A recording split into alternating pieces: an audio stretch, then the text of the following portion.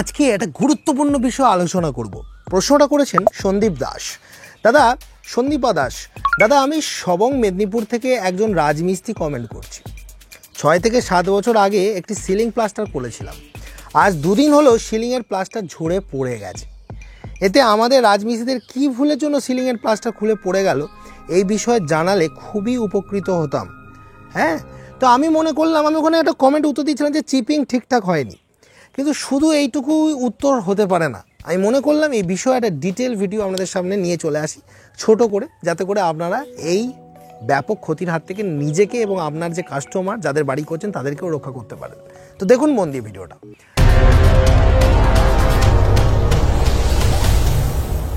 তবে একটা জিনিস বলে দিই ভিডিওটা শুরু করার আগে, সেটা হলো যে অনেকেই আমাকে ভালোবাসেন প্রচুর পরিমাণে, লক্ষ লক্ষ।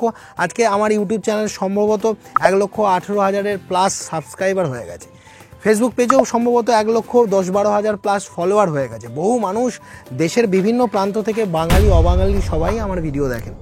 এবং সবথেকে বড় ব্যাপার, আমাকে ভালোবেসে এবং আমার যারা ফ্যান হয়ে গেছেন বলছেন, আপনারা দাবি করছেন, তারা অনেক সময় আমাকে না জানিয়ে আমার কাছে চলে আসছেন আমার সাথে দেখা করবার জন্য বা বাড়ির বিভিন্ন প্রস্তাব নিয়ে।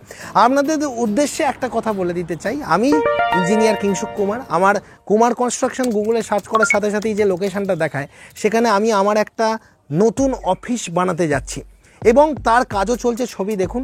এবং খুব সম্ভবত এই বছর সেটার উদ্বোধন হবে, মানে সামনের বছর, মানে জানুয়ারি বা ডিসেম্বর জানুয়ারি নাগাদ আমি, মানে এবছর নাহলে জানুয়ারি পরের বছর হয়ে যাচ্ছে, উদ্বোধন করব। তো তার কনস্ট্রাকশন চলছে। এই হচ্ছে আমার সেই অফিস, যেখানে আপনারা আসবেন, এসে আমার সাথে মিট করবেন এবং বাড়ি নির্মাণের সমস্ত বিষয়ে আলোচনা করবেন। এখনও যারা আমার কাছে প্ল্যান বানাতে চাইছেন তারাও আসছেন, ঠিক আছে, কিন্তু হঠাৎ করে অফিসে না এসে বাড়িতে চলে আসবেন না। বাড়িতে এসে কি হয়, ব্যাপার থাকে বিভিন্ন রকম। বহু মানুষ তো ভিডিওগুলো দেখে, লক্ষাধিক মানুষ। তো সবাই যদি বাড়িতে এসে খোঁজাখুঁজি করেন ইঞ্জিনিয়ার কিংশুক কুমার আছেন, সেক্ষেত্রে একটু অসুবিধে হয়ে যায়। তাই জন্য বলছি, যারা আসছেন দূর দূরান্ত থেকে আসবেন, তাদেরকে বলছি আর কয়েকটা দিন অপেক্ষা করুন। আপনাদের জন্য এই অফিসটা কিন্তু আমি ওপেন করতে যাচ্ছি খুব শীঘ্রই। তবে এখনও যারা প্ল্যান বানায় তারা আমাকে বিভিন্ন জায়গাতে তার ভিজিটের জন্য কল দিতে পারে এবং আমার যে এখন যে সেটআপ রয়েছে সেখানে এসে আমার সাথে যোগাযোগ করতে পারে। তবে আসার আগে অবশ্যই আমাকে কিন্তু একটা কল দিয়ে বা আমার সাথে পারমিশন নিয়ে আপনারা আসবেন, তাহলে কিন্তু খুব সুবিধা হয়। নাহলে হয়তো ধরুন আমি খালি গায়ে গান গাইছি, আপনি এসে জড়িয়ে ধরলেন, অত ভালোবাসলে অনেক সময় আমাদের একটু সমস্যা হয়ে যায়। এবার আসল কথায় আসি। আচ্ছা বন্ধুরা, আপনি কি এখনও এই ভিডিওটি দেখেননি? যদি এই ভিডিওটি এখনও না দেখে থাকেন, তাহলে অতি সত্বর আই বাটনে ক্লিক করুন আর গিয়ে ভিডিওটা দেখে আসুন। আর যদি মনে হয় ভিডিওটা আপনি শেষেও দেখতে পারেন।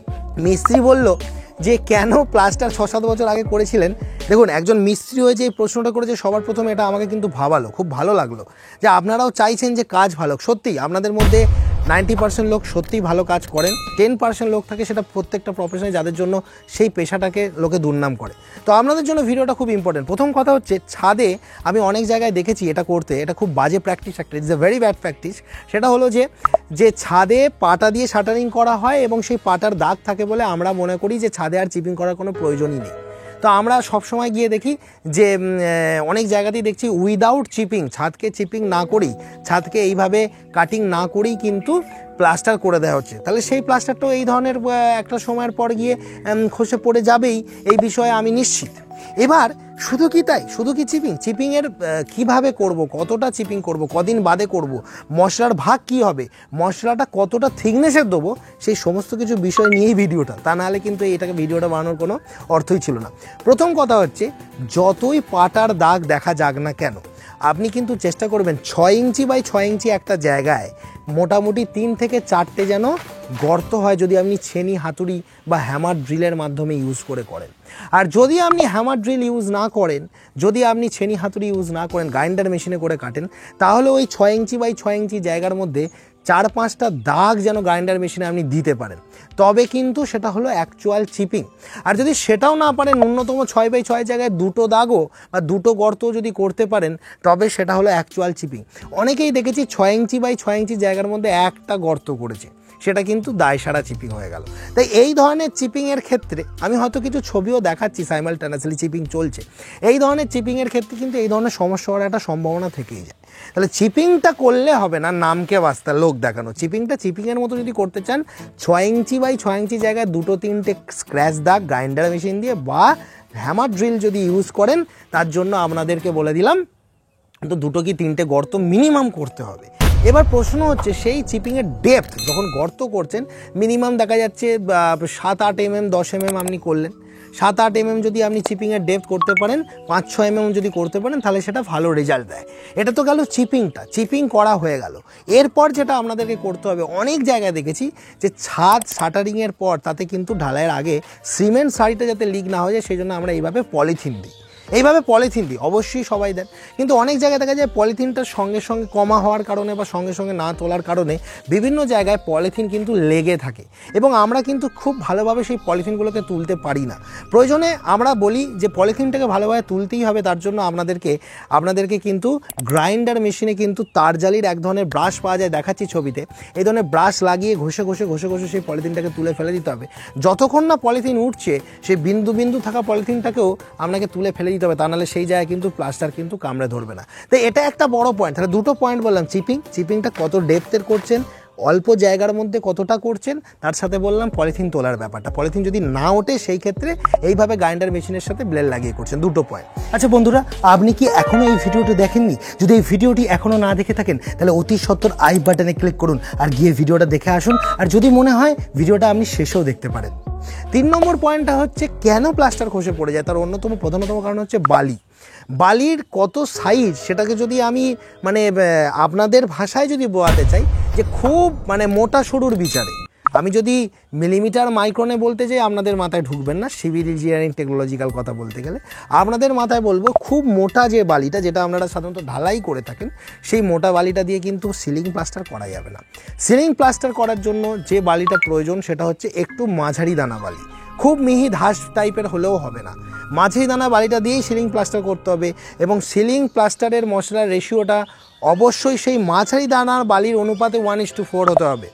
যদি কোনো কারণে মনে হয় দানাটা একটু মোটা, তাহলে কিন্তু রেশিওটাকে আরও একটু বাড়িয়ে 1:3 পর্যন্ত করতে হতে পারে। তাই সিলিং প্লাস্টারের ক্ষেত্রে যদি প্রপার মশলার রেশিও না বানানো যায়, তাহলে কিন্তু এই ধরনের সিলিং প্লাস্টার টিকবে না।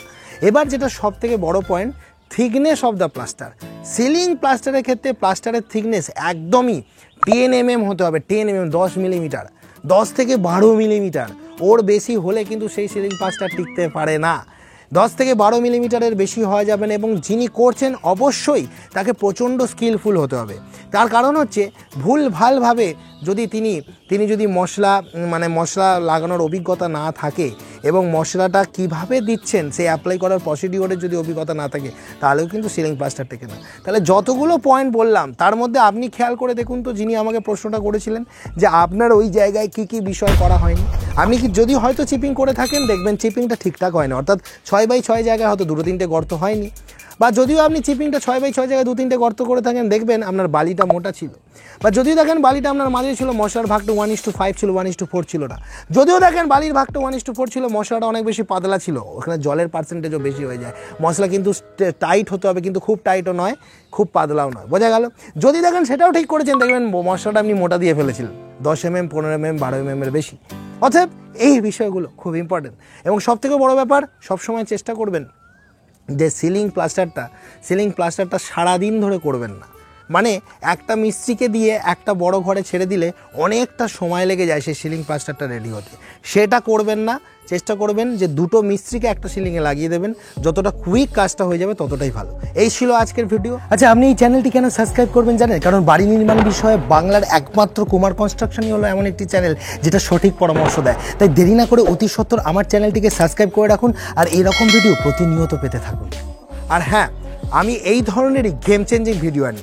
যারা আমাকে প্রতিনিয়ত দেখছেন তাদের উদ্দেশ্য বলছি, এই 2টো ভিডিও যাদের স্ক্রিনের সামনে চলে এলো গিয়ে দেখবেন, আর মাঝের এই সাবস্ক্রাইবার বাটনটি ক্লিক করলে আমি ভিডিও ছাড়ার সাথে সাথেই পাবেন, যার কারণে আপনাকে আর কোনোদিনও কেউ ঠকাতে পারবে না।